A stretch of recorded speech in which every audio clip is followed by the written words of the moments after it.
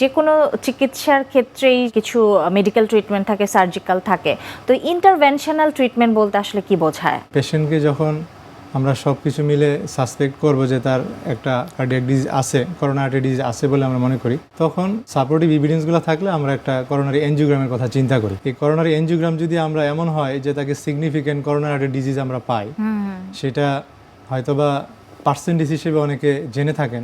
Suppose আমাদের left side, বাম side বা ডান সাইড রক্তনালী আছে, সেই সব ক্ষেত্রে দেখা গেছে আমরা 70%-এর উপরে গেলে অনেক সময়, বেশিরভাগ সময় সিগনিফিক্যান্ট বলি।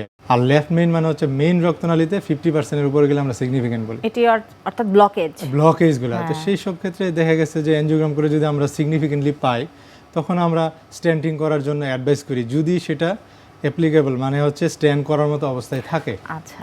আর যদি এমন হয় যে না, আপনার ব্লক অনেকগুলা বেশি আছে, এটাতে স্ট্যান্ড করার মতো না, অথবা এমন যে আপনাকে স্ট্যান্টিং করলেও সবগুলা ইম্পর্টেন্ট ব্লকগুলোকে আপনি সলভ করতে পারবেন না, সেই সব ক্ষেত্রে আমরা হয়তোবা পেশেন্টকে কার্ডিয়াক সার্জারির জন্য বা বাইপাস বলে আমরা যেটা জানি অ্যাডভাইস করে থাকি। হার্টে ব্লক বলতে আসলে অনেকেই বুঝতে পারেন না যে এটি আসলে কিভাবে হয়ে থাকে, তো সেটি কিভাবে ঘটে?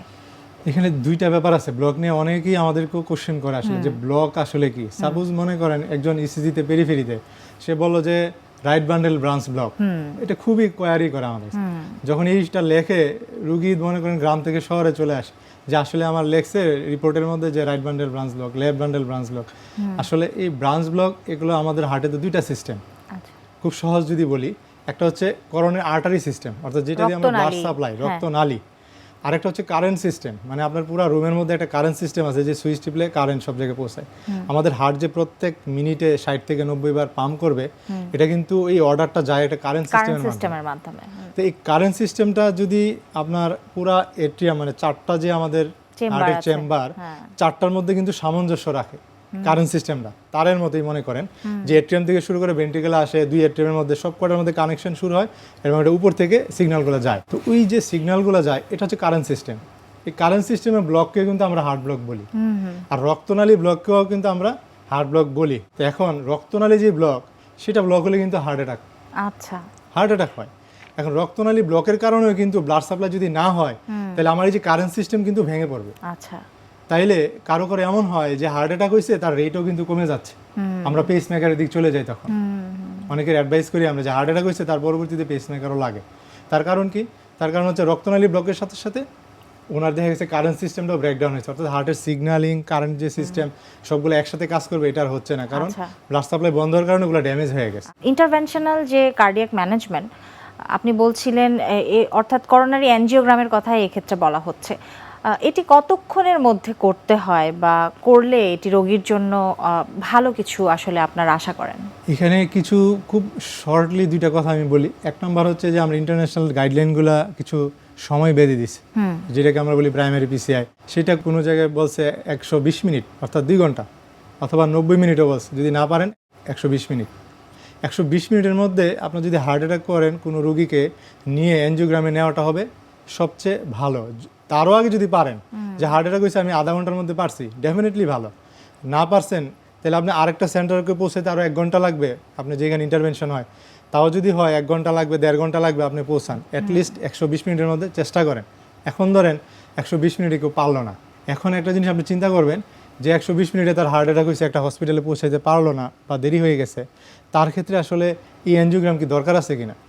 গাইডলাইনগুলো বলে কি, যে যখন একটা রুগী হার্ট অ্যাটাক হয়, তার যদি এমন হয় যে হার্টের হৃদম খুব উলটপালট হচ্ছে, প্রেশার কমে গেছে, তার হার্ট ফেলিওর হয়ে গেছে, তো এই জিনিসগুলোকে কন্ট্রোল কিন্তু হার্ট মাসেল পাম্প তো করবে না।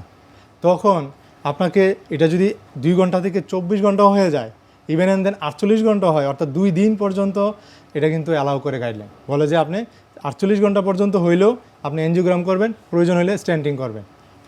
গাইডলাইন আরেকটা শর্ত দিছে আপনাকে, দেখা গেছে যে 48 ঘন্টা পরেও আপনার বুকের ব্যথা কমতেছে না, আপনার হার্টের যে হৃদম উলটপালট আছে এটা এখনও ঠিক হয় নাই, প্রেশার এত সাপোর্ট আমরা দিয়ে রাখি শিশুতে, তাও আপনার ইমপ্রুভমেন্ট হচ্ছে না, তাইলে এই 48 ঘন্টা পরেও আপনি এনজিওগ্রাম করতে পারবেন, ইভেন অ্যান্ড দেন প্রয়োজন হলে স্ট্যান্টিং করতে পারবেন রুগীর সেফটির জন্য। এটা রুগীর জীবনের ঝুঁকি কিছুটা হলেও কমাবে। এটা হচ্ছে এইভাবে আপনাকে চিন্তা করতে হবে। তবে একটা বিষয় মাথায় রাখতে হবে, যত সময়ে আপনি সেভ করতে পারবেন আপনার হার্টের মাসেল তত সেভ হবে। এটা কেন জরুরি? কারণ দেখা গেছে একটা রুগী ধরেন 2 দিন পরে এসে এনজিওগ্রাম করলো, তার বুকে ব্যথা স্টেন্টিং করলো, কিছুটা কমলো। এই যে 2 দিনে ড্যামেজ হয়েছে, একটা সময় দেখবেন তার হার্টের মাসল ইমপ্রুভ হয়েছে, কিন্তু আগের মতো নর্মালে আসে নাই। তাতে সমস্যাটা কি হবে? তাতে সমস্যাটা হবে এই রুগীগুলা দেখবেন যে সব চিকিৎসা করার পরও হার্ট ফেলিওর নিয়ে ঘুরতেছে, হার্ট ফেলিওর নিয়ে ঘুরতেছে। এবং এই হার্ট ফেলিওর কিন্তু ম্যানেজমেন্টটা নট সো ইজি ম্যাটার। আচ্ছা, কেন ইজি না? কারণ তাকে সব সময় ডাক্তারের শরণাপন্ন হতে হয়, ওষুধ খেতে হয়, পানি ঠিকভাবে খেতে হয়, লবণ ঠিকভাবে খেতে হয়, রাত্রে ঘুমাইতে পারে না, ওষুধের একটু হেরফের হলে শ্বাসকষ্ট শুরু হয়। আপনি আসেন পেরিফেরিতে, কখন আসবেন, কবে আসবেন, রেগুলার ইলেকট্রোলাইট দেখতে হবে, ক্রিয়েটিনিন দেখতে হবে, কিডনি খারাপ হয়ে যাওয়ার সম্ভাবনা থাকবে কারণ ব্লাড সাপ্লাই কমে যাচ্ছে।